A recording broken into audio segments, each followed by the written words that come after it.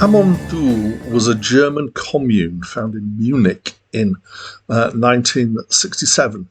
As a way of raising money, they decided to make music, which included all of the commune members, regardless of whether they could play any instruments or not. This collective was given the chance to record some of the music, but at that point, some of the members decided to leave in protest because they could actually play instruments. They then formed Amon Düül 2, which was primarily a band, but they did also live together as a commune.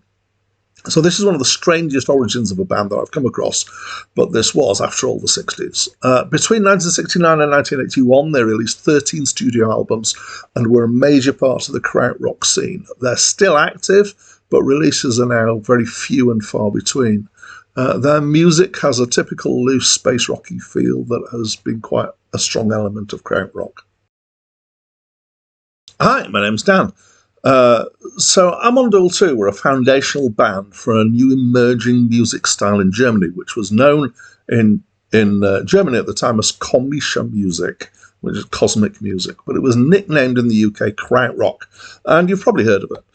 The krautrock scene was musically quite diverse, but ideologically united, and out of it came bands such as Tangerine Dream and Kraftwerk, but also the foundations of space rock and ambient rock.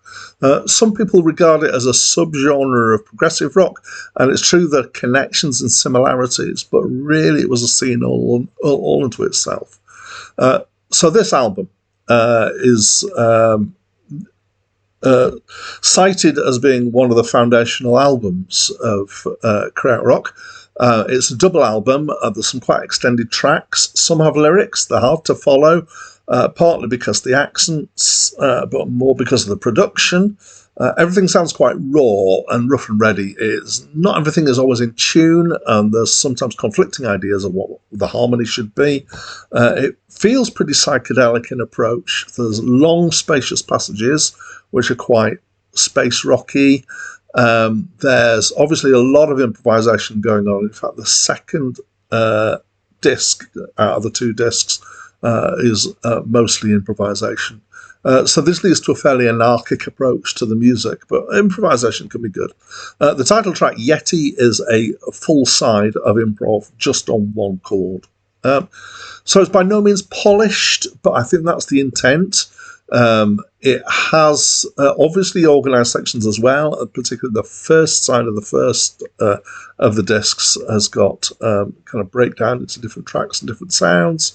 I've heard better improvisation in the improv, but in some ways it's got a kind of raw charm, the same kind of rawness that punk has later, and in fact that you can hear sometimes the seeds of punk in some of krautrock, and obviously garage that was around. Anyway, I digress. So basically these guys just get on with it. They don't really care about it being polished, and I think that in some ways this is quite honest. It might be easier to listen to, though, if they'd gone through and tidied it up a bit later. The vocals at times sound very urgent, sometimes a bit out of tune. The harmonic content at times has got Eastern influences in it, particularly Indian, and this was quite a common influence, maybe slightly earlier than this, but for kind of the psychedelic side of things. And there's guitars here, there's synths, there's echo effects, there's drum, bass, and there's a prominent violin, and some of the violin playing is quite interesting.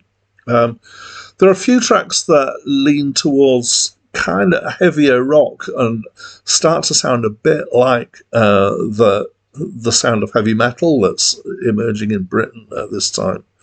On one track, there's some really extreme processing of the vocals, and I have no idea how it was achieved. Every time I think, maybe they did this, then they do something else, which kind of seems to belie that. So it was interesting.